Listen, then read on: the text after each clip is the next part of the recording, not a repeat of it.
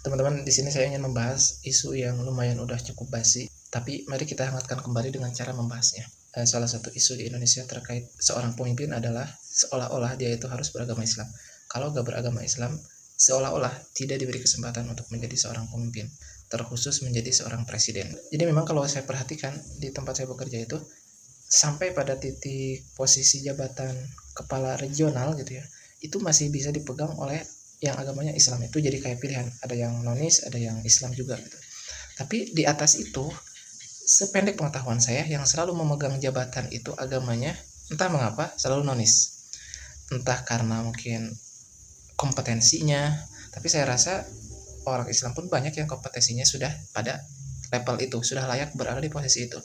Tapi saya menduga kenapa enggak orang Islam yang ada di situ, ya karena mungkin ownernya sendiri bukan orang Islam dan dia lebih rela hatinya jika yang memegang jabatan strategis di perusahaannya sendiri adalah orang-orang yang seagama dengan dia.